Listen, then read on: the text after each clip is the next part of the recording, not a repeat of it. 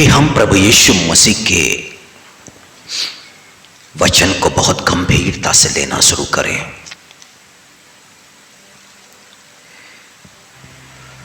प्रभु यीशु मसीह की इच्छा को हम जान सकें।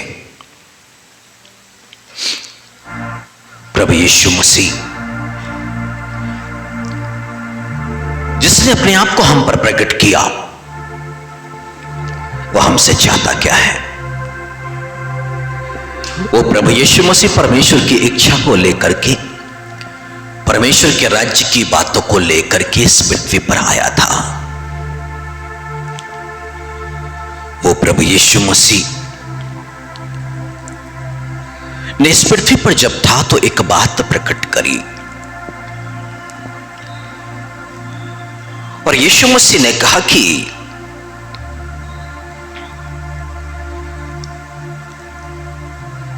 कुछ लोग अपने ऊपर में भरोसा रखते हैं कि वो धर्मी हैं और दूसरों को तुच्छ जानते हैं,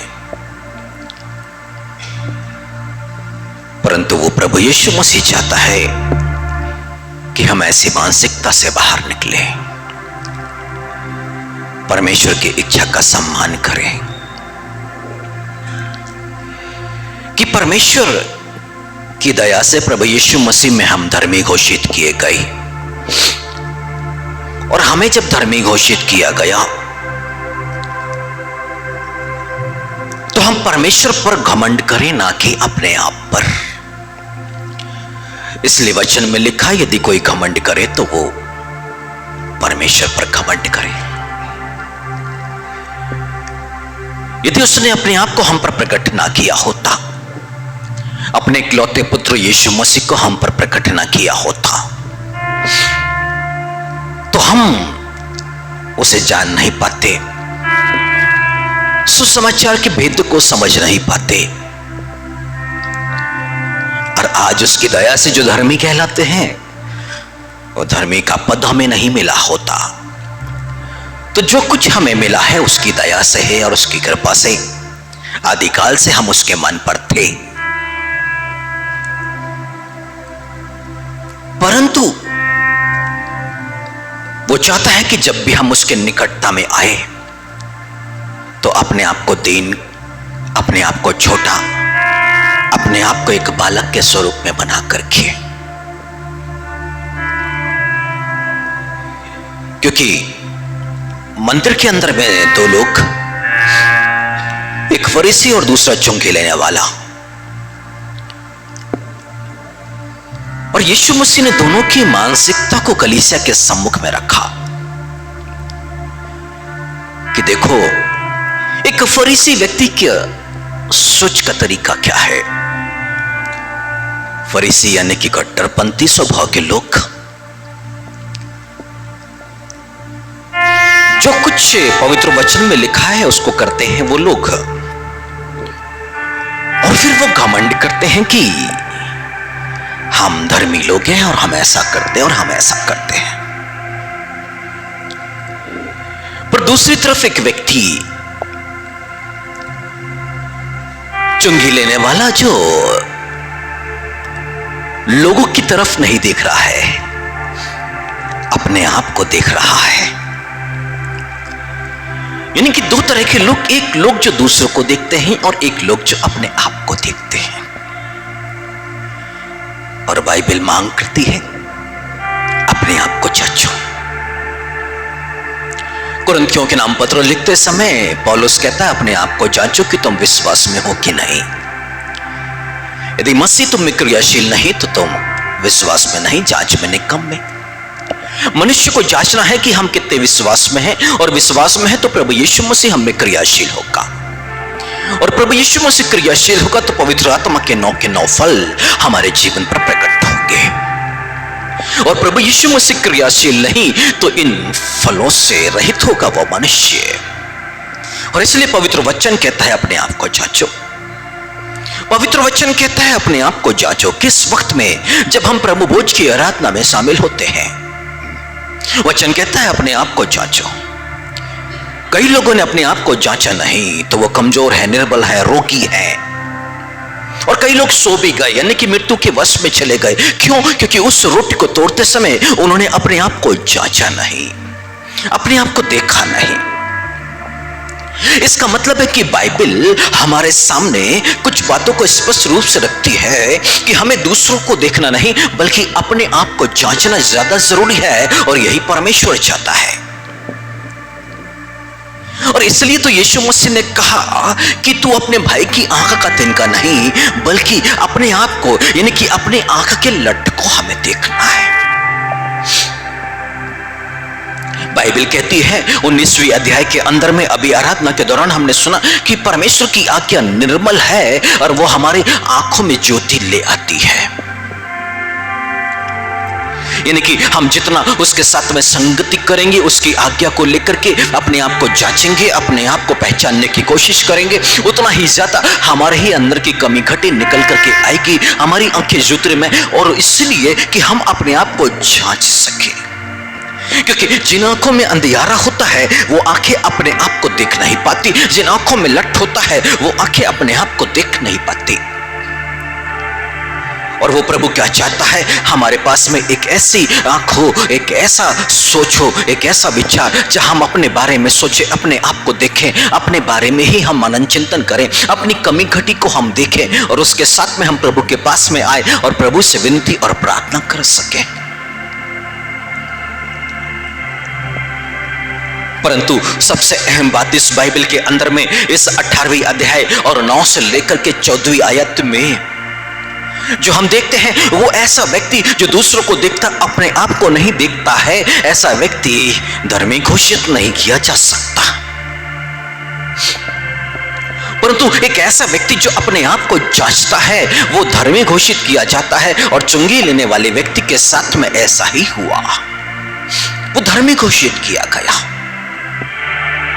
पर धर्मी घोषित कर दिया गया, बात यहां समाप्त नहीं होती है, परंतु अब इस चुंगी लेने वाले के साथ में कुछ प्रतिज्ञाएं जुड़ जाती हैं, कुछ आशीषें जुड़ जाती हैं, क्योंकि लिखा है कि अब धर्मी जन की प्रार्थना से बहुत कुछ हो सकता है। ये जो पापी था कुछ पल पहले, अब एक ऐसा व्यक्ति हो गया, अब इसकी प्रार्थना से तो बहुत कुछ हो सकता है।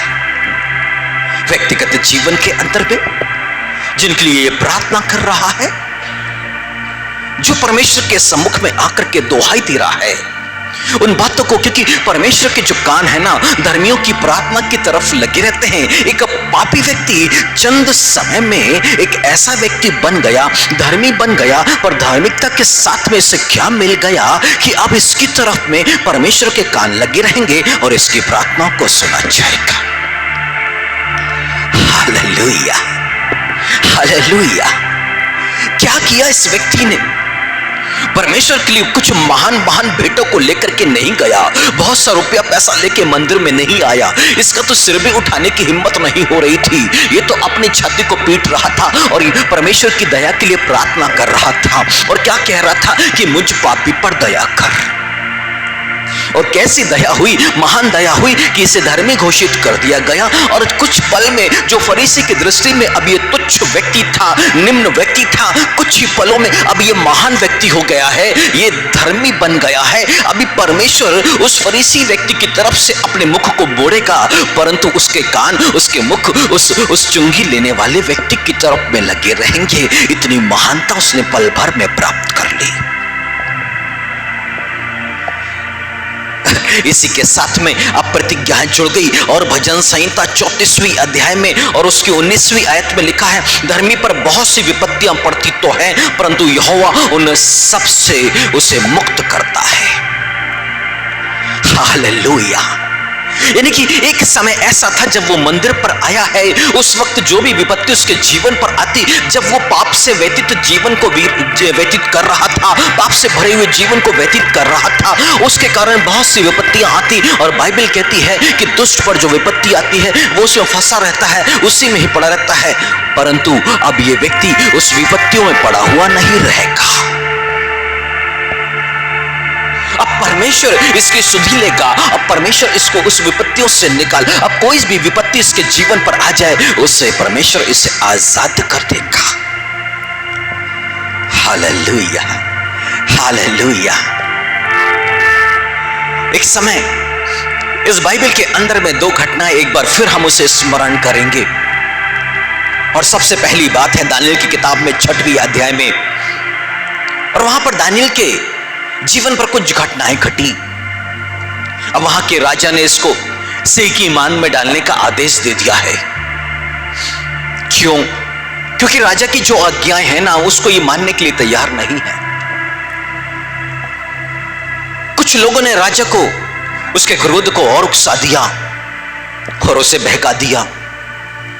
अब कई दिनों का भूखा और प्यासा सिंह है, उसकी मांद में दानियेल को डाल दिया गया। अब दानियेल के जीवन पर देखें तो एक महान विपत्ति है, कुछ पल में इसका जीवन समाप्त हो सकता है। कई दिनों का भूखा प्यासा सिंह वहां पर मौजूद और उसी मांद में दानियेल मौजूद है। एक बड़ी विपत्ति, परंतु सिंह का मुंह बंद है। अब वहां पर वो राजा आ गया और राजा ने उसको पुकारा है अभी। और दानियेल 6वें अध्याय उसकी 19वीं आयत में, और राजा ने क्या पुकारा है दानियेल? जीवित परमेश्वर के दास, जीवित परमेश्वर के दास। क्या तेरा परमेश्वर जिसकी तू नित्य उपासना करता है तुझे सिंहों से बचा सका? देखिए वो पूछ क्या रहा है, सिंह की मांद के पास में खड़ा होकर के वो पुकार रहा है। और क्या पुकार रहा है? जीवित परमेश्वर के दास, जिसकी तू नित्य उपासना करता है, जिसकी तू आराधना करता है, क्या वह तुझे सिंह से बचा सका? इसका मतलब कि हम एक ऐसे परमेश्वर की आराधना को करते हैं, एक ऐसे जीवित परमेश्वर की आराधना जो परमेश्वर हमें विपत्ति से बचाने में सक्षम है। और वो बचा सकता है यदि हम उसके सम्मुख में उसकी इच्छा के अनुसार पहुंचे, तो हम उन आशीषों को प्राप्त कर सकते हैं, उन विपत्तियों से हम छूट सकते हैं जो परमेश्वर हमारे लिए सोच के रखता है। हालेलुया। और जानते हैं 22वीं आयत पर यदि हम आ जाएं तो वहां पर दानियेल का जवाब क्या था? परमेश्वर ने अपना दूत भेजकर सिंहों के मुंह से को ऐसा बंद रखा कि उन्होंने मेरी कुछ भी हानि नहीं की। और आगे लिखता है, वो राजा से कहता है, इसका कारण यह है कि, इसका कारण यह है कि मैं उसके सामने निर्दोष पाया गया। हालेलुया। दानियेल क्या देख रहा है यहां पे? जीवन पर एक घटना घटी, उसके जीवन पर एक विपत्ति उसके जीवन पर आई, पर जब वो उससे बच गया ना, तब वो आपको अपने आप को जांच सका और समझ सका कि मैं परमेश्वर की दृष्टि में निर्दोष हूं। मेरे अंदर में कोई दोष नहीं पाया गया। यदि कोई दोष होता तो यह घटना उसके जीवन पर घट जाती। यह अपने आप को समझ पाया भी यहां पर कि मेरे परमेश्वर ने ना अपने स्वर्गदूत को भेज करके सिंह के मुंह को बंद कर दिया। पर आगे लिखता है, इसका कारण यह है कि, इसका कारण यह है कि इस बाइबल के अंदर में पवित्र आत्मा ने है, यदि उसके मुख से इस वचन को निकाला है और यह बात यहां पर लिखी गई है, तो यह हमारे लिए लिखी गई है कि हम दानियेल के जीवन से इस बात को सीख सकें कि जो परमेश्वर की दृष्टि में निर्दोष, यानी कि वो चुंगी लेने वाला जिसे परमेश्वर ने निर्दोष, जिसे धर्मी घोषित किया है, अब ऐसे लोगों के साथ में परमेश्वर की प्रतिज्ञा जुड़ जाती है कि अब चाहे जो भी विपत्ति इनके जीवन पर आएगी, परमेश्वर उस विपत्ति से इन्हें सुरक्षित निकाल के ले जाएगा।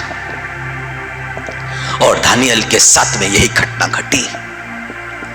वो कहता है, इसका कारण यह है कि मैं उसके, यानी कि परमेश्वर के सामने निर्दोष पाया गया। और आगे लिखता है, और हे राजा, तेरे सम्मुख भी मैंने कोई भूल नहीं की। मालूम है, जिस पर लोग दानियेल को ऊपर में इल्जाम लगाना चाहते थे, उसे फंसाना चाहते थे, और उन लोगों की सोच क्या थी कि परमेश्वर की व्यवस्था के अलावा और किसी बात में इस पर हम कोई दोष नहीं लगा सकते। उनको ये बात लगा कि हां, परमेश्वर की व्यवस्था में कहीं ये चूक कर सकता, पर बाकी किसी भी इस राज्य में रहते हुए कोई भी गड़बड़ी नहीं, कोई भी गलती नहीं, निर्दोष व्यक्ति है ये।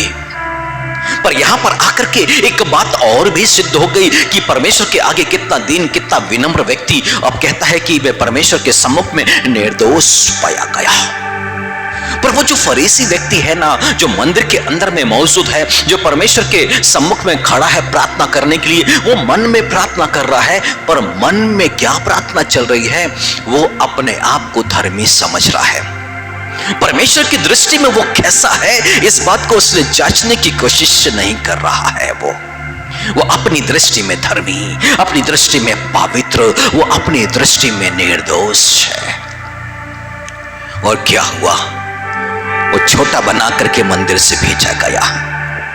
मतलब अब उसकी प्रार्थना नहीं सुनी जाएगी। विपत्ति आएगी तो उसमें वो फंसा रहेगा, पड़ा रहेगा, उससे छुटकारा नहीं। पर ये जो चुंगी लेने वाला व्यक्ति है, ये धन्य हो गया, ये आशीषित हो गया। और ये दानियल भी, जहां इब्रानियों के नाम पत्र में लिखा है कि परमेश्वर की जो स्वर्गदूत है ना, वो सेवा टहल करने वाली आत्माएं पर उनके पास में भेजी जाती है जो लोग उद्धार पाने वाले हैं, जो यीशु मसीह पर विश्वास करते हैं, जो उसका डर और भय मानते हैं। और ये दानियल कुछ ऐसा ही मनुष्य, और इसलिए तो स्वर्गदूत उसकी सेवा के लिए है। परंतु कुछ पल के बाद में उन लोगों को जिसने दानियल को उस मांद में डाला, उस पर इल्जाम लगाए, जब उनको उस मांद में डाला गया, बाइबल में ऐसा लिखा हुआ है, वो उस मांद के ना, उस गुफा के जहां पर वो सिंह को रखा गया था, उसके पेंदी तक भी वो पहुंच नहीं पाए। और सिंह ने क्या किया, हड्डी समेत उन्हें झट कर गया। कितना पुकार प्यासा। पर दानियल जब सामने था तो उसका मुख नहीं खुल पाया। सोचिए, यदि जो मनुष्य धर्मी है तो एक मनुष्य उसके खिलाफ में फिर कैसे बोल सकेगा, क्योंकि उसके मुख को परमेश्वर बंद करेगा। एक व्यक्ति धर्मी है, उसके खिलाफ में कोई कैसे आ सकता है, क्योंकि परमेश्वर उसको थाम लेगा। और यही तो परमेश्वर चाहता है कि हम अपने आप को प्रत्येक दिन जांचें। प्रत्येक दिन जब उसकी हम उपस्थिति में आते हैं, प्रार्थना में आते हैं, उसके भवन में आते हैं, तो हम अपने आप को जांचें, अपने आप को समझें। हम देखें कि परमेश्वर की दृष्टि में हम कैसे मनुष्य हैं, क्या हम में कोई कमी घटी तो नहीं है। और हमारे जीवन की समस्याएं हमें दिखाती हैं कि हम कैसे जीवन को जी रहे हैं। यदि हम एक परमेश्वर की दृष्टि से अपने आप को जांचने की कोशिश करें, देखने की कोशिश करें, अपनी कमी घटी के लिए उसके सामने यदि हम दुहाई देते रहें, तो जीवन में आने वाली हर एक विपत्ति, हर एक समस्या हमारे जीवन से टलते चले जाएंगी। पर यदि हम परमेश्वर की इच्छा के अनुसार जीवन को व्यतीत नहीं कर रहे हैं, तो जो समस्या आएगी उसमें हम फंसे रहेंगे। वो किसी भी तरह की विपत्तियां हो सकती हैं, वो किसी भी तरह की परेशानियां हो सकती हैं, वो रोग हो सकती है, वो बीमारी हो सकती है, वो कुछ भी हो सकता है। दानियल के जीवन पर समस्या आई, आगे चले गई, अब उसके जीवन की बड़ी गवाही ठहर गई है। परंतु दूसरी तरफ में जब सुलेमान से 10 राज्य को छीना गया और उसके स्थान पर एक मामूली सैनिक यरोबाम को राजा बनाया गया। अब वो यरोबाम दान में और बेतेल में एक बछड़े की मूर्ति को स्थापित करके उसकी आराधना करने लग गया, लोगों को बताने लग गया। और तभी परमेश्वर का दास, परमेश्वर का एक जन, परमेश्वर की आज्ञा को पाकर के उसके पास में पहुंचा है। और जानते हैं 13वीं अध्याय पहले राजाओं में, अब वो परमेश्वर के वचन को इसे जरूर पूरा घर पे पढ़िएगा और मनन चिंतन भी कीजिएगा। परंतु जो परमेश्वर का ये जन जो है, परमेश्वर का जो दास है, ये जिसे परमेश्वर ने राजा यरोबाम के पास में भेजा है कि वो परमेश्वर के वचन को उससे कह सुनाए, पर परमेश्वर का वचन भी परमेश्वर के इस दास के लिए वहां पर मौजूद था।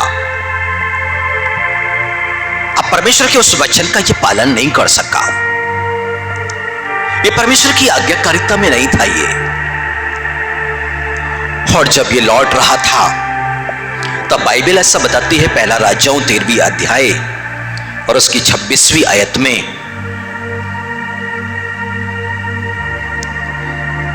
बल्कि 26 को भी रहने दीजिएगा, थोड़ा सा और ऊपर में आ जाएंगे और उसकी 24वीं आयत में,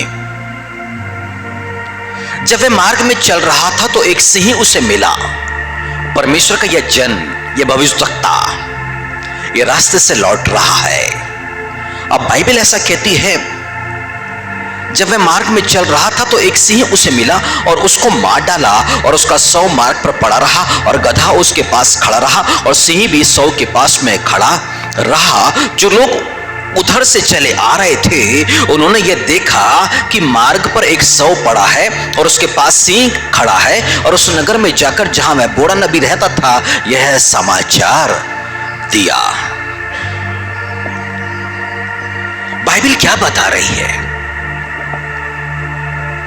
कि ये जो परमेश्वर का जन जो है ना, ये जिस मार्ग से आ रहा था रास्ते में इसको एक सिंह मिला, उसने उसे फाड़ दिया। और बाद में क्या हुआ, वो सिंह खड़ा हुआ है और वहां पे कौन खड़ा है साथ में, गधा। यानी कि परमेश्वर क्या बताना चाहते हैं कि दानियल जिस मान में था ना, वो सिंह कई दिन का भूखा था पर फिर भी वो दानियल को खा ना सका। पर ये जो सिंह है ना, ये भूखा नहीं था पर फिर भी परमेश्वर के जन को फाड़ खाया नहीं, मार दिया। पड़ा हुआ है वहां पर, गधा जिंदा खड़ा है उसका। लोग आ रहे हैं, जा रहे हैं, देख रहे हैं कि वो मरा पड़ा है, गधा वहां पर है, सिंह वहां पर खड़ा हुआ है, पर सिंह उसे खा नहीं रहा है, भूखा नहीं था, फिर भी उसको पनिशमेंट वहां पर दी गई है। वो परमेश्वर का जन वहां पर बच सकता था क्योंकि सिंह भूखा नहीं था। सिंह अपने रास्ते में चले जाता और परमेश्वर का जन अपने रास्ते में चला जाता, परंतु सिंह ने परमेश्वर के उस जन को मार डाला है। और वो सिंह गया भी नहीं, खड़ा हुआ है पर खा नहीं रहा है उसको। यही तो परमेश्वर दिखाना और बताना चाहते हैं, अपनी इच्छा को इस पवित्र शास्त्र के अंदर में हमें प्रकट करना चाहते हैं कि इस जीवन पर आने वाली छोटी छोटी समस्या हम मनुष्यों के लिए महान समस्याएं बन जाती हैं। उस विपत्ति से निकलने के लिए मनुष्य जूझता रहता है पर अपने आप को वो जांचता नहीं। यदि वो जांचे तो वो दानियल के समान उन विपत्तियों से बाहर निकल सकता है और सुरक्षित बाहर निकल सकता है। उसके स्वर्गदूत ऐसे लोगों की सहायता मदद करने के लिए उसके साथ में हो सकते हैं। पर दानियल एक बात को समझ गया कि मैं उसकी यानी कि परमेश्वर की दृष्टि में निर्दोष और इसलिए मैं बच गया। यदि ये दोषी होता तो उस वक्त में ये बच नहीं पाता, उस परीक्षा में ये विफल हो गया होता, वो सिंह इसे मार डाला होता। परंतु ये जान गया है कि सिंह का मुंह यदि बंद किया गया है उसकी वजह कि परमेश्वर की दृष्टि में मैं निर्दोष हूं। हालेलुया। एक परमेश्वर एक मनुष्य से क्या चाहता है कि एक मनुष्य ना परमेश्वर के सम्मुख में आए, एक सफल एक आशीषित जीवन को जीना है, आने वाली विपत्ति से उसे बचना है, तो वो अपने आप को जांचे, अपने आप में देखे कि क्या कमी घटी उसके जीवन के अंदर में है। और जैसे जैसे उस वचन को वो पढ़ता जाएगा उसकी आंखों को परमेश्वर ज्योतिर्मय करेगा ताकि वो जान सके और समझ सके कि उसके अंदर में किन बातों की कमी घटी है।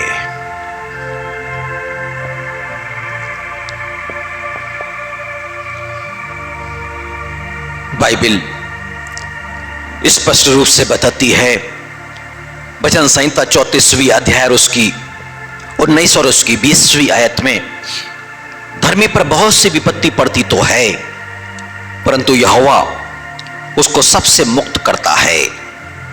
और आगे लिखा है, वह उसकी हड्डी हड्डी की रक्षा करता है और उनमें से एक भी टूटने नहीं पाती है।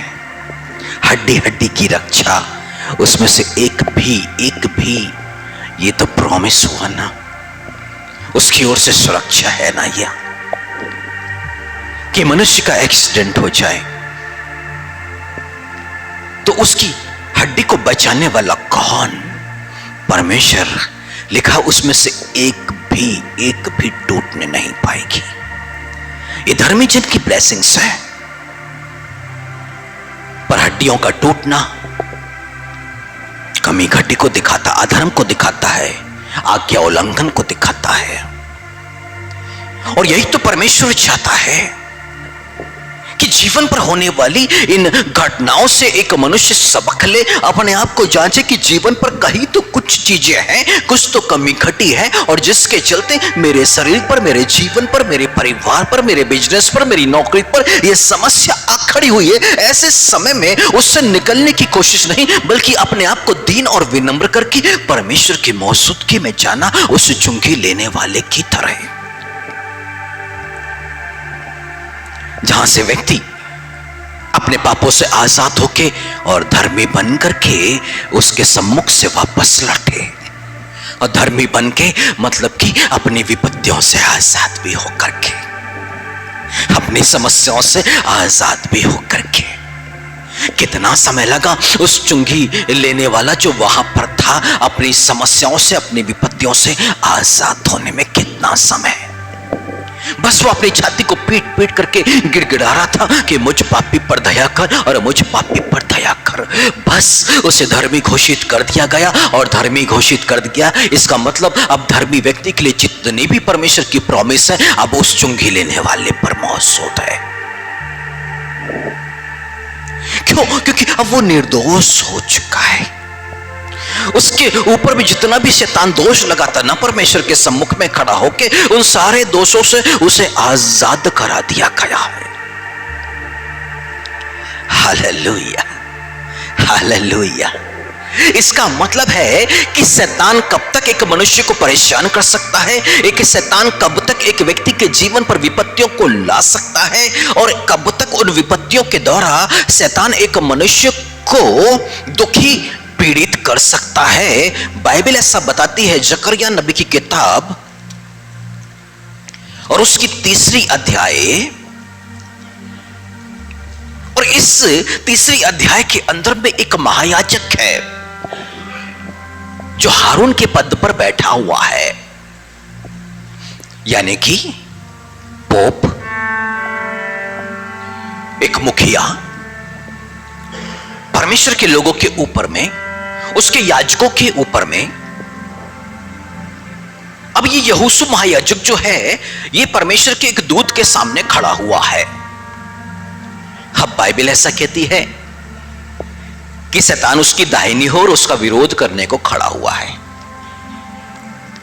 एक परमेश्वर का दास महायाजक वो खड़ा हुआ है, पर उसके बाजू में, उसके दाहिने में कौन खड़ा है? शैतान, उसका विरोध करने के लिए। पर महायाजक जो है ना, महायाजक ने जो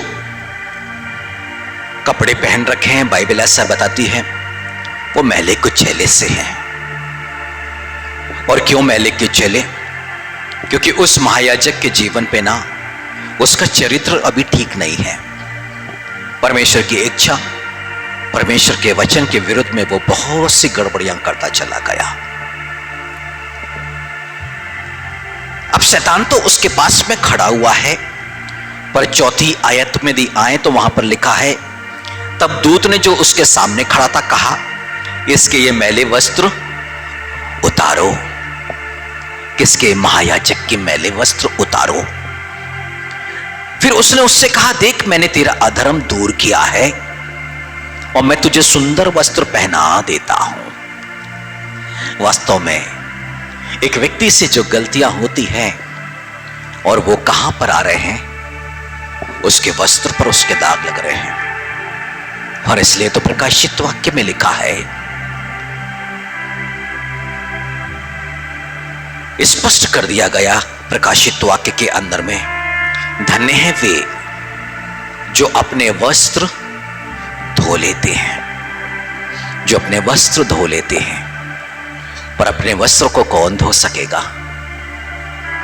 जो अपने आप को देखना जानता है, अपने आप को जांचना जानता है, अपनी कमी घटी को ढूंढना वो जानता है, एक ऐसा व्यक्ति।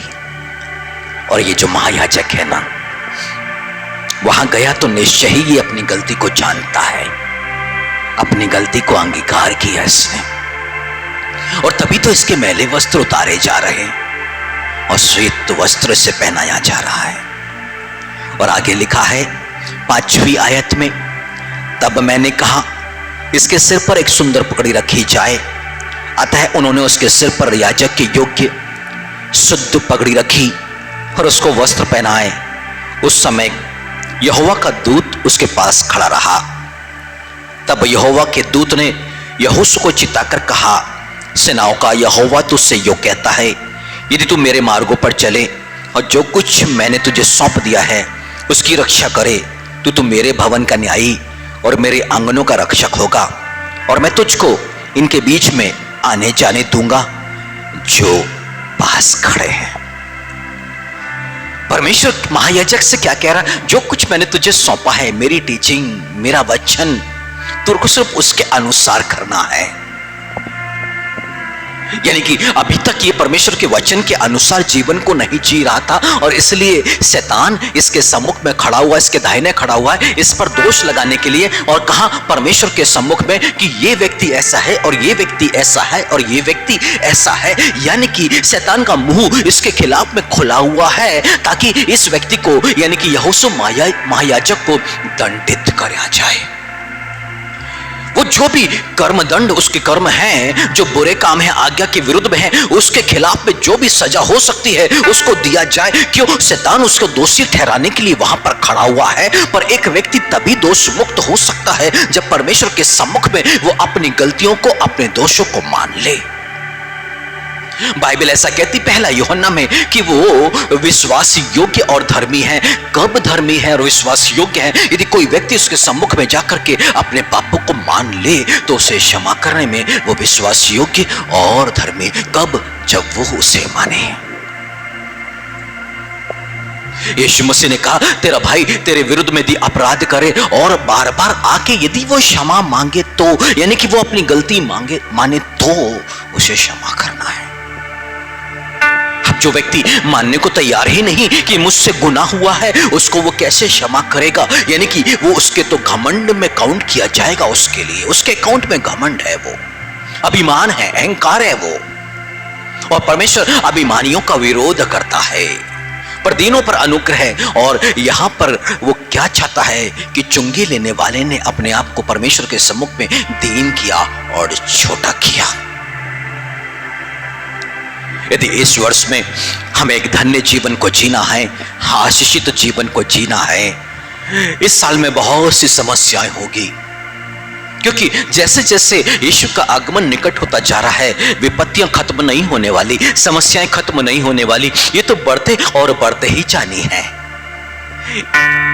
हम कितनी भी प्रार्थना कर ले कि परमेश्वर इस समस्या को टाल दे, इस समस्या को टाल दे, समस्या नहीं टलने वाली, वो तो आके ही रहेगी। पर एक काम हो सकता है, यदि आप प्रकाशित वाक्य की किताब में आ जाएं और उसकी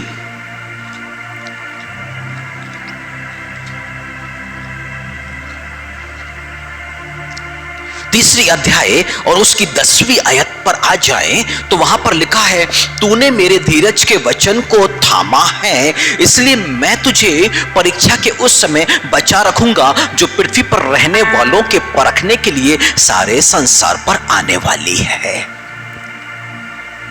इस पृथ्वी के रहने वालों को परखा जाना है, और यहां पर ये परीक्षाएं हैं ना, दुख और तकलीफें और नाना प्रकार की समस्याएं इस पृथ्वी पर लगातार बढ़ते ही जानी है, बढ़ते ही जानी है। पर एकमात्र जो रास्ता है इन समस्याओं से बचने का, कि प्रार्थना के द्वारा हम किसी भी चीज को थमने के लिए प्रार्थना ना करें, पर प्रार्थना क्या करें कि जो तूने मुझे सौंपा है ना, उसको मैं संभाल के रख सकूं और उसका मैं पालन कर सकूं। यहां पे यही लिखा है कि तू मेरे धीरज के वचन को थाम, तो मैं क्या करूंगा, तुझे उस परीक्षा की घड़ी से बचा के रख लूंगा। हालेलुया। तो इन विपत्तियों में, महामारियों में एक मनुष्य को करना क्या है? अपने आप को जांचना, अपनी कमी घटी के साथ में उसके सम्मुख में पहुंचना, हम जैसे हैं उसके सम्मुख में रख देना, उसकी दया के लिए प्रार्थना करना कि प्रभु मुझ पर दया कर, मेरे गुनाहों को, मेरे अपराधों को क्षमा कर दे। पर वो गुनाह, वो अपराध जो पवित्र आत्मा के द्वारा कायल किए जाएंगे, पूरे खुल करके उसके सामने रखना है कि मुझसे ये गुनाह होता है प्रभु जी, ये गलती मैं करता हूं, ये पाप में लगातार किए जा रहा, मुझे इससे आजाद कर। यही दीनता है, इसी में ही विनम्रता है, और निश्चय ही वो उसके लिए क्षमा करेगा। और क्या कहा चाहता है वो कि जो वचन उसने सौंपा है बस उसको थाम करके रखे। यहोशू महायाजक से वो क्या कह रहा है? जकरिया नबी की किताब उसकी 3 अध्याय में और उसकी 6वीं आयत पर आ जाए, तब परमेश्वर क्या कह रहे हैं? यहोवा के दूत ने यहोशू को चेता करके कहा, सेनाओं का यहोवा तुझसे यूं कहता है, यदि तू मेरे मार्गों पर चले और जो कुछ मैंने तुझे सौंप दिया है, यानी कि उसके धीरज के वचन जो तुझे सौंप दिया गया है, और जो कुछ मैंने तुझे सौंप दिया है उसकी रक्षा करे, तो तू मेरे भवन का न्यायी, मेरे आंगनों का रक्षक होगा। यानी कि जो कुछ सौंपा जा रहा है उसे संभाल के रखना। हालेलुया। और आज जानते हैं हमारे पास क्या सौंपा जा रहा है, हमें क्या सौंपा जा रहा है। प्रत्येक दिन, प्रत्येक पल हम उसके आगे अपने आप को दीन बना के रखें। वो हमारी आंखों को जिक्र में दी कर रहा है, तो इसलिए कि हम अपने आप को जांचें, अपने आप को देखें, ना कि सामने वाले व्यक्ति को। फरीसी व्यक्ति के नेचर से वो आजाद कर रहा है, और चुंगी लेने वाले का जो स्वभाव था वो आज हमारे अंदर पे वो डाल रहा है। फरीसी व्यक्ति अपने घर में यीशु मसीह को खाने पर बुलाता है, यीशु मसीह वहां पर मौजूद है, पर मरियम मगदलीनी यीशु के चरणों पर बैठी है। वो अपने आप को देख रही है कि मैं कितनी पापिन, कितनी व्यभिचारिणी जीवन जिया मैंने, आज मुझे उद्धार की आवश्यकता है। वो यीशु मसीह के चरणों पे बैठ करके अपनी आंसुओं को बहा रही है। पर फरीसी जो है ना, वो अपने आप को धर्मी समझता है। वो क्या देख रहा है कि ये जो स्त्री है ना, ये पापिन है, ये व्यभिचारिणी है, ये फरीसी का स्वभाव। पर यहां पर क्या हो रहा है कि अपने ही घर में बुलाकर के यीशु मसीह को, वो यीशु मसीह से कोई भी आशीष को नहीं प्राप्त कर पा रहा है, पर मरियम मगदलीनी वहां से धर्मी घोषित की जा रही है कि तेरे जो बहुत पाप थे वो क्षमा कर दिए गए। वो मन से टूटी हुई है, दिल से टूटी हुई है यीशु के चरणों पर, और उसने क्या पाया? महान आशीष। बाइबल कहती है तुम सबसे पहले परमेश्वर के राज्य, उसकी धार्मिकता की खोज करो। पर धार्मिकता व्यक्ति को कैसे दी जाती है? हालेलुया, विश्वास के द्वारा। पर कैसे? जब व्यक्ति अपने गुनाहों को स्वीकारता है, जब वो बाइबल को पढ़ता है और समझता है कि यहां पर जो कहा गया करने के लिए मैं वैसा नहीं करता हूं, और तब वो उसके सामने गिड़गिड़ाता है, उसकी दया की भीख मांगता है, और तब उसको पापों से आजाद किया जाता है, और तब उसको धर्मी घोषित किया जाता है। हालेलुया। क्योंकि सुसमाचार में परमेश्वर की धार्मिकता विश्वास से और विश्वास करने वालों के लिए प्रकट होती है। हालेलुया। यानी कि हमारी दृष्टि कहां पर होना चाहिए? क्रूस पर होना चाहिए। हम जब प्रार्थना में आए तो उस क्रूस के निकट में हमें आने की आवश्यकता है। पौलुस ने जब प्रचार किया तो पौलुस ने कहा था कि मैं क्रूस पे चढ़ाए हुए यीशु मसीह के अलावा और कुछ नहीं जानता, और जब मैं तुम्हारे पास में आया तो मैं उसी बात को लेके, और मेरे जो प्रचार में ना लुभावने वाली बातें नहीं है, उस पर ज्ञान की बातें नहीं है, मेरे स्वभाव में जो है ना, मेरे सुसमाचार में जो है ना, वो सिर्फ क्रूस की बातें हैं। मैं उसको छोड़ करके और कुछ भी नहीं जानता हूं, और मैं आया हूं तो क्रूस की बातों को लेकर के। यानी कि क्रूस पर जो महान कार्य हुआ है ना, उस बातों को पौलुस लोगों के सम्मुख में रखता, और लोगों के सम्मुख में रखता नहीं, बल्कि वो व्यक्तिगत जीवन में भी एक बात को नोटिस करता कि जब संसार उसके पास में आता, उसको लालच देता, तो कहता, हे संसार, तू मेरी दृष्टि में ना क्रूस पे चढ़ा दिया गया है। फिर वो कहता है कि संसार की दृष्टि में मैं भी क्रूस पे चढ़ा दिया गया हूं, और इसका मतलब क्यों क्या दिख रहा है कि संसार की अभिलाषाएं कहीं ना कहीं इसको खींच रही है, पर वो क्या कर रहा है, संसार को क्रूस पर टांग देता है कि तू वहां पर नष्ट कर दिया गया, अब तेरा प्रभुता मेरे ऊपर में नहीं हो सकता। और तू यदि मुझ पर प्रभुता करना, तो तू ये भी बात सुन ले संसार, कि मैं तेरी दृष्टि में उस क्रूस पर टंगा हुआ हूं, यीशु मसीह के सत्य में। संसार में तीन बातें, आंखों की अभिलाषा, शरीर की अभिलाषा, जीविका का घमंड, और तीनों बातें संसार से, और तीनों बातों को उसने दूर कर दिया, क्रूस पर चढ़ा दिया, ठोक दिया। वो अपने आप को प्रकट कर रहा है, जो मैं करना चाहता मैं वो नहीं कर पा रहा, पौलुस कहता है, पर जो मैं नहीं करना चाहता तो वो मुझसे हो जा रहा है। तो क्या? वो कहता है, इसका मतलब है करने वाला कौन? पाप। फिर वो कहता है, इसका मतलब वो पाप मुझ में बसा हुआ है। कितनी विनम्रता से कुरिन्थियों को लिखते समय, पत्र लिखते समय, कलीसिया को लिखते समय पवित्र आत्मा की प्रेरणा से कहता है, मुझ में वो पाप जो मैं नहीं करना चाह रहा हूं वो हो जा रहा है। इसका मतलब कि मुझ में वो पाप अभी भी वास करता है। प्रभु का महान सेवक कितना दीन, कितना विनम्र, कितने आसानी से करोड़ों अरबों लोगों के सम्मुख में अपनी बात को रखता है, वो कि वो पाप मुझ पर बसा हुआ है, जो मैं नहीं करना चाह रहा वो हो जाता है मुझसे। ये मृत्यु की देह से मुझे कौन आजाद करेगा? फिर कहता है, यीशु मसीह। वो पवित्र आत्मा में अब भर गया, बड़े बड़े आश्चर्य कर्म हो रहे हैं उससे। इस बोर्ड पे चंगाइयां हो रही है, पर फिर भी विनम्र और दीन बना हुआ है वो। और फिर परमेश्वर ने भी उसको विनम्र और दीन बने रहने में सहायता करी, कि उसके पेट की जो तकलीफ थी उसको बने रहने दिया परमेश्वर ने, ताकि पौलुस निर्बल बना रहे, कमजोर बना रहे। इस बात को वो जान सके कि तुझे घमंडी नहीं, अपने आप को धर्मी और दूसरों को तुच्छ नहीं, तुझे अपने आप को जांचते और परखते रहने की आवश्यकता है। फिर तो वही कहता है, अपने आप को जांचते तो दंडन ना पाते। जब वो टापू पर बना, जहाज टूट गया, बहुत ठंड, बारिशों का मौसम, ऐसे समय में सोचा कि चलो लकड़ी जला करके तापेंगे, ठंड से राहत मिलेगी। पर जैसे ही आग वहां पे जलाया गया, उसकी गर्मी से सांप निकल के आया लकड़ी में से, उसके हाथों में लिपट गया। अब वहां पर देखने वालों ने सोचा कि अब तो ये पापी मनुष्य है, अब ये थोड़ी देर में सोच जाएगा और फिर ये मर जाएगा। वो लोग अपने आप को नहीं, वो पौलुस को दिख रहे थे। पर पौलुस तो एक ऐसा मनुष्य है ना, परमेश्वर का एक ऐसा दास जो अपने आप को जांचता और परखता है।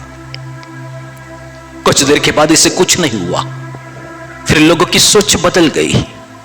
लोगों ने कहा, अरे ये तो देवता है। लोगों के जीवन में आती जाती आश्चर्य को देख के लोगों की सोच और समझ बदलते रहती है। उनमें से हम भी हैं। जीवन में यदि हमने कुछ पा लिया तो हमको लगा जरूर हम अच्छा धार्मिकता का जीवन जी रहे हैं, धर्मी का जीवन जी रहे, परमेश्वर आशीष दे रहा है, आशीष दे रहा है। और इसलिए हमें इन सारी बातों से निकल करके परमेश्वर के आगे अपने आप को दीन और अपने आप को विनम्र बना के रखने की आवश्यकता है। यदि सदैव हमें धर्मी बने रहना है तो परमेश्वर की ओर से हम धर्मी घोषित किए जाएं, तो उसके क्रूस के निकट में प्रत्येक दिन, प्रत्येक पल हमें आश्रय बस वहीं पर ही मिलेगा, वहीं से ही हमें आजादी मिलेगी। क्योंकि जो काट पे लटकाया जाता वो श्रापित है, तो यीशु मसीह जो काट पे लटकाया गया उसने हमारे श्रापों को, यदि श्रापों से आजाद होना है तो वहां पर ही।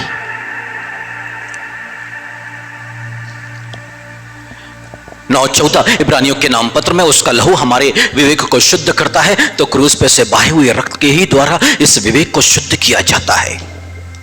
यानी कि उस क्रूस पर ही क्रूस की सामर्थ को देख सकते हैं हम, उस क्रूस पर ही यीशु मसीह के लहू की सामर्थ को भी हम देख सकते हैं। पर कब? वहीं पर आकर के उसे महसूस किया जा सकता है जब हम अपने आप को दीन करें, विनम्र करें उसके सम्मुख में। जो अपने आप को बड़ा बनाएगा वो छोटा किया जाएगा, यीशु मसीह ने कहा, परंतु जो अपने आप को छोटा बनाएगा उसे बड़ा महान किया जाएगा। अपने आप को छोटा यीशु मसीह के आगे बनाने की आवश्यकता। हम जितना उसके सम्मुख में अपने आप को छोटा बनाएंगे वो हमें उतना ही महान करता चला जाएगा। पर प्रत्येक पल, प्रत्येक क्षण में ये बात होना चाहिए, हर पल में। इसलिए जो 3 पाप है ना, पहला यूहन्ना 3:16 में, संसार में 3 बातें जो हैं, आंखों की अभिलाषा, शरीर की अभिलाषा, जीविका का घमंड। जीविका का घमंड, मनुष्य जो कमाता है ना उस पर घमंड करता है। बाइबल कहती वो परमेश्वर की ओर से नहीं, वो एक बड़े पाप में काउंट होता है। इसलिए कितना भी कमाए, कितना भी इनकम बढ़े, मनुष्य अपने आप को और दीन और छोटा करता जाए और विनम्र होता जाए, तभी वो अहंकार से, घमंड से बचा रहेगा और परमेश्वर उसे और महान और महान और महान करता चला जाएगा। Hallelujah, hallelujah. प्रभु चाहते हैं कि उसने अपने दास यहोशू महायाजक को भी नहीं, एक समय में उसको भी आके परमेश्वर के आगे दीन होना पड़ा है। ये फरीसी जो पूरी बाइबल को जानते थे और जैसा जैसा लिखा उसको वैसा वैसा पालन करके ये अपने आप को धर्मी समझते थे, परंतु बाइबल कहती है वो बिल्कुल भी धर्मी घोषित नहीं किए गए।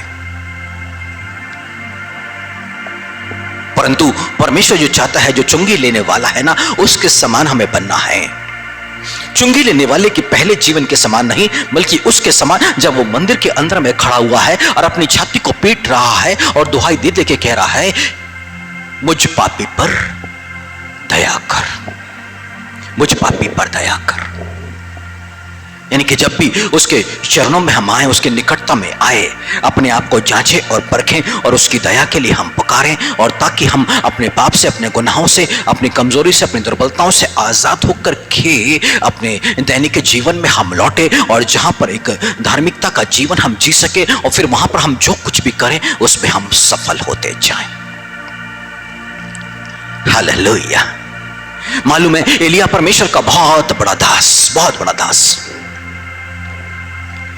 परंतु एक समय ऐसा हुआ कि आपकी जो पत्नी है ना इजबेल, अब उसने उसको चेतावनी दे दी कि अब तुझे मार डालेंगे। अब ये उस रानी के डर से भागा है और जाके गुफा में छिप गया।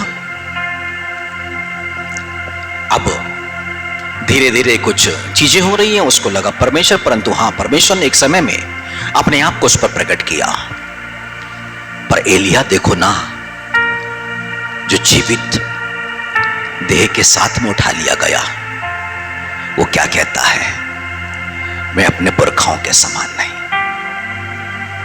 मैं अपने पुरखाओं के समान नहीं। वो देख रहा है कि उससे कुछ गलती हो गई है, रानी उसे मार डालना चाहती है, एक विपत्ति उसके जीवन पर आ गई है, पर परमेश्वर के आगे ना वो गिड़गिड़ा रहा है कि नहीं, मैं सही नहीं हूं। हालेलुया। कितना विनम्र है वो एलिया, कितना महान है परमेश्वर, कितना महान उसको किया कि अब शरीर के साथ उसको उठा लिया। क्यों? उसकी उस दीनता के कारण। कि एक रानी उसको मार डालना चाहती है, और जब वो आया है वहां पर छिपा, जब परमेश्वर ने अपने आप को प्रकट किया तो बड़ी दीनता से होकर कह रहा है कि अब ठीक है कि मेरे जीवन में ही कुछ कमी घटी होगी। कितना महान था उसके स्वभाव में। परमेश्वर को ऐसे लोग पसंद आते हैं जो अपने धर्म के कामों के कारण नहीं कि अब हम ये आज्ञा कर रहे, ये कर रहे, ये कर रहे, ये कर रहे, फिर हमारे जीवन में अब क्यों परेशानी। वो धर्मी है, न्यायी है, कहीं तो कुछ गड़बड़ी हो रही है जिसको ढूंढना है और जिसके लिए परमेश्वर के पास में आना है, वो उसे प्रकट करेगा। इसका मतलब कि जो ये कहता है कि हम तो ये कर रहे, ये कर रहे, ये कर रहे, फिर हमारे इसका मतलब है वो परमेश्वर को दोषी ठहराता है, उस पर दोष लगा रहा है।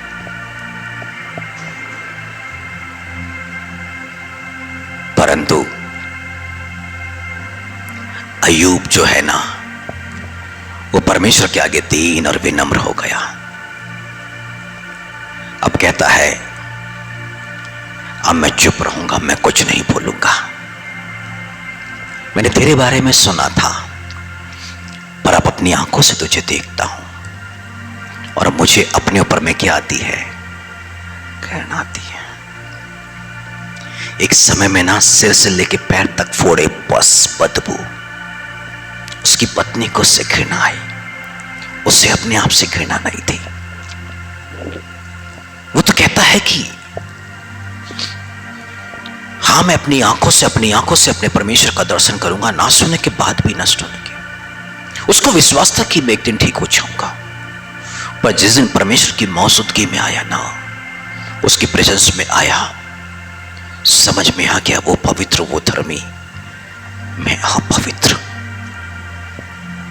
उसको समझ में आ गया। एक समय में वो अपने आप को अपने दोस्तों के सामने निर्दोष कर घोषित कर रहा था। उसके मित्र शांत हो गए कि ये मानने को अपनी गलती तैयार नहीं है, पर जब परमेश्वर के सामने आया ना, तो कहता है मैं अब राख डाल के मैं पश्चाताप करता हूं। अब परमेश्वर ने उसको धर्मी घोषित कर दिया, परंतु उनके 3 मित्रों को अधर्मी। अब परमेश्वर बोलता है अय्यूब अब प्रार्थना करेगा तुम लोग के लिए, क्योंकि उसके कान धर्मी की तरफ में लगे रहते हैं, उनकी प्रार्थनाओं की तरफ में लगे रहते हैं।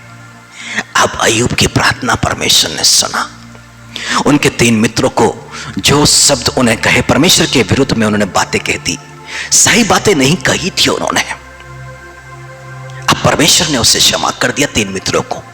क्यों? अय्यूब की प्रार्थना को सुन करके।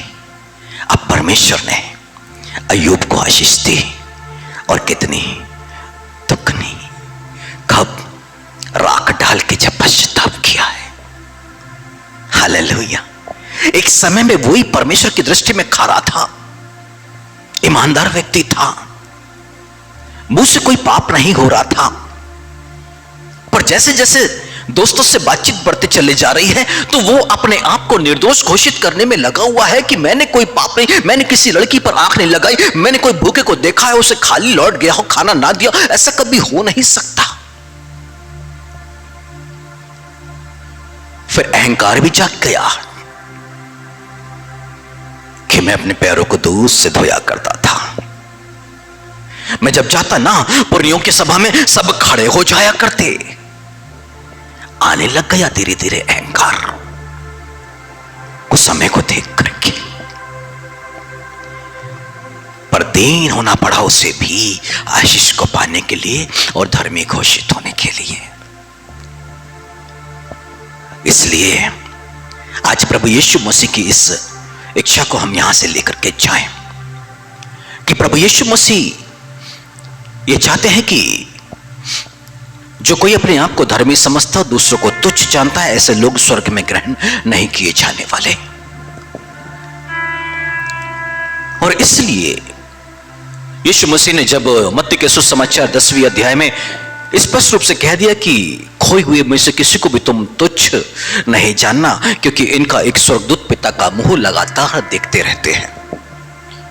खोए हुए लोगों में से भी किसी को तुच्छ नहीं जानना, वो कह रहा खोए हुए लोगों में से भी, खोई हुई भीड़ों में से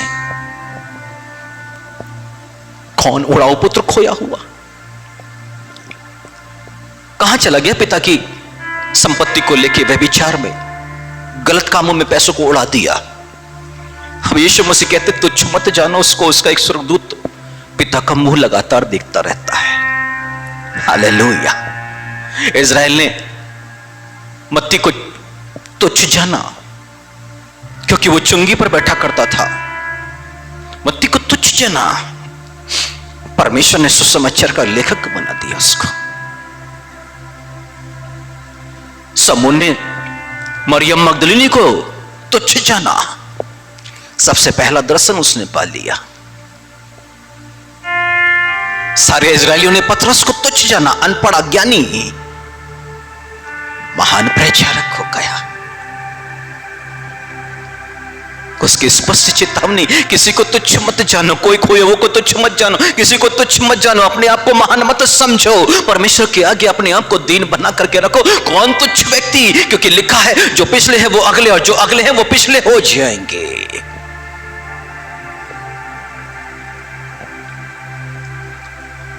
कौन पापी व्यक्ति एकदम से हमसे आगे निकल जाएगा धार्मिकता के मामलों में और बड़ा काम करने लग जाएगा, हमें नहीं मालूम।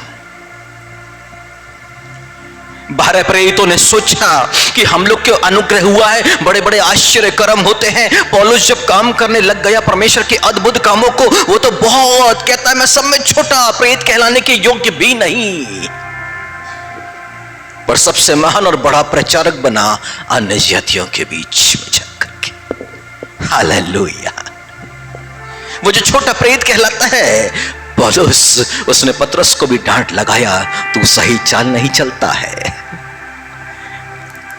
जो यीशु मसीह के साथ 3.5 साल जिसने व्यतीत किया, वो पौलुस और पतरस को डांट लगाता है कि तू अन्य जातियों के साथ खाता पीता है और जब यहूदी आते तो उनसे हट जाता है, तेरी चाल ठीक नहीं है। हालेलुया। जिसको एक गुंडा मावाली समझ रहे थे, वो बहुत बड़ा ज्ञानी निकला परमेश्वर के अनुग्रह से, एक बड़ा प्रचारक निकला। और इसलिए प्रभु कहते हैं अपने आप को धर्मी और किसी को तुच्छ मत जानना। हालेलुया। धर्मी हम उसके अनुग्रह से घोषित किए गए हैं, इसलिए हम उस पर घमंड करें, परंतु आज से किसी को तुच्छ नहीं, बल्कि अपने आप को जांचते रहें और हर एक कमजोरी दुर्बलताओं से हम आजाद होते जाएं, यही वो चाहता है। हालेलुया। तो आइए हम अपने स्थान पे खड़े हों, कुछ पल हम आराधना करें और इसी वचन की गंभीरता को समझते हुए, गहराई को समझते हुए, अपने आप को जांचते हुए, अपने आप को परखते हुए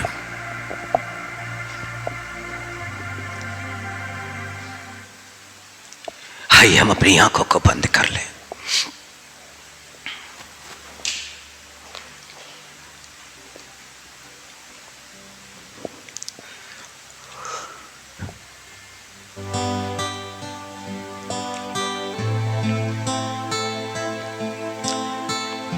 दाऊद बड़ी गंभीरता से एक बात समझ गया और फिर वो लिखता है, क्या ही धन्य है वह जिसका अपराध क्षमा किया गया और जिसका पाप ढांपा गया। क्या ही धन्य है वह मनुष्य जिसके अधर्म का यहोवा लेखा ना ले और जिसकी आत्मा में कपट ना हो। वो जान गया जिसके अपराध को क्षमा कर दिया जाता, उसे परमेश्वर बुद्धि देता है और उसे जिस मार्ग पे चलना है उस मार्ग में वो अगुवाई भी करता है। उसने इस बात को जान लिया कि जिसके अपराध क्षमा किए जाएं उस पर कृपा दृष्टि वो रखता है, पर इस बात को भी उसने जान लिया कि जिसके पाप और अपराध क्षमा कर दिए जाएं तो उसे वो परामर्श भी देता है। इसलिए उसने कहा कि मैं अपना पाप तुझ पर प्रकट किया और मैंने अपना अधर्म न छिपाया। वो कहता है मैं यहोवा के सामने अपने अपराधों को मान लूंगा। फिर वो कहता है तब तूने मेरे अधर्म और पाप को क्षमा कर दिया। कब? जब मैंने यहोवा के सामने अपने अपराधों को मान लिया।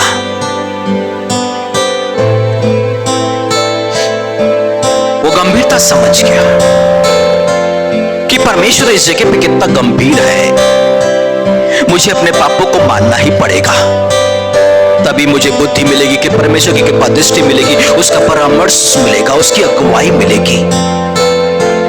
और यदि मैं अपने पापों को ना मानूं तो कराते कराते मेरी हड्डियां पिघल सी जाती जा रही है, इस शरीर के अंदर में बेचैनियां बढ़ती जा रही हैं।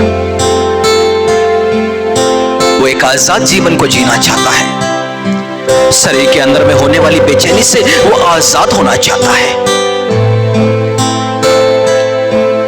हम जितने मानसिक रूप से बेचैन हैं, परमेश्वर के आगे विनम्र हो जाएं। जितने एक फ्रस्ट्रेशन का जीवन जी रहे हैं, वो प्रभु यीशु मसीह के सामने दीन हो जाए।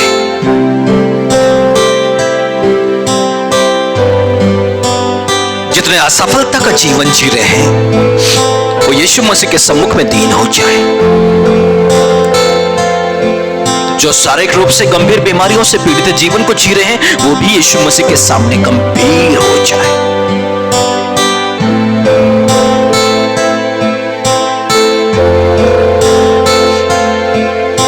एक लकवा लगा हुआ व्यक्ति को उनके परिचित लोगों ने लेके आए। भीड़ बहुत थी। उस मकान के छप्पर को खोल के चारपाई के समेत उसको नीचे उतारा गया। यीशु मसीह ने उसके पापों को क्षमा किया और उससे कहा, अपनी खाट उठा जी। 38 वर्ष के बीमार व्यक्ति के भी यीशु मसीह ने पाप को क्षमा किया और उससे कहा, अपनी खाट को उठा के चल फिर। जैसे पापों की क्षमा हुई, वैसे ही लोग अपनी बीमारियों से आजाद होने लग गए। आत्मा में बंधन से आजादी और शरीर चंगा होने लग गया। मेरे प्रिय, पवित्र आत्मा दिखाता है आपकी असफलता को, फ्रस्ट्रेशन को, बीमारी को, समस्याओं को, उससे वो आजाद करना चाहता है। पर हम उसके सम्मुख अपने आप को दीन विनम्र करें।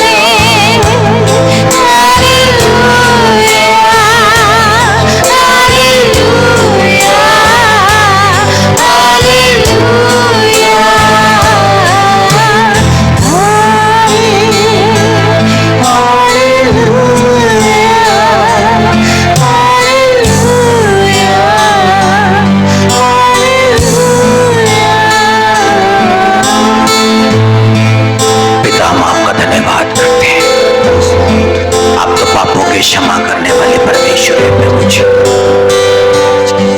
और इसलिए पापों की क्षमा करते हैं कि हम मनुष्य आपका भाई माने। अनुग्रह करें पिता परमेश्वर, आपके इकलौते पुत्र ने अपनी इच्छा को, आपकी इच्छा को हम पर प्रकट कर दिया पिता, कि हम दूसरों को तुच्छ ना जाने बल्कि अपने आप को जांचते रहे, परखते रहे। आपके सम्मुख में हम दीन और विनम्र बने रहे, ताकि मेरे पवित्र पिता आप हमें ऊंचा उठाएं, हम पर अनुग्रह करें, हमें महान करें। हे राजाओं के राजा, प्रभुओं के प्रभु, हमें एक ऐसा मन दे आज प्रभु जी, और एक ऐसी आंखें दे मेरे पवित्र पिता, कि हम अपने आप को देखें, दूसरों को नहीं पिता। हमारी आंखों में से लट को दूर कर पिता, ताकि हम अपने आप को बड़ी गंभीरता से देख सके, जान सके। पिता आप चाहते हैं कि हम सबके सब यीशु मसीह की समानता में हो, उसके स्वरूपता में हो। हम अपने यीशु मसीह को निहारें और फिर अपने आप को हम देखें कि हम कहां पर यीशु मसीह के समान नहीं। एक ऐसा मनोभाव चाहिए पिता, ऐसा मनोभाव चाहिए, हमें दे देना पिता, क्योंकि लिखा है मांगोगे तो तुम्हें दिया जाएगा। हमें एक ऐसा मन और ऐसे ही आंखें चाहिए पिता, सहायता करें। हालेलुया।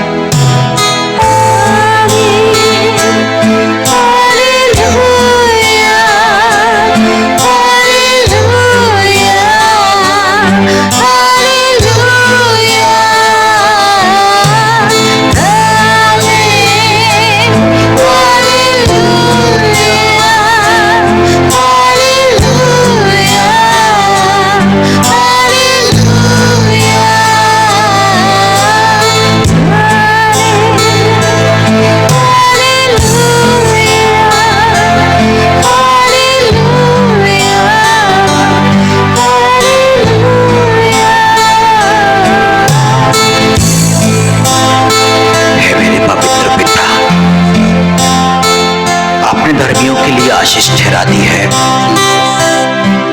और वचन में लिखा भी है कि लड़कपन से लेकर बुढ़ापे तक देखता आया हूं, परंतु ना तो कभी धर्मी को त्यागा हुआ और ना उसके वंश को टुकड़े मांगते देखा गया।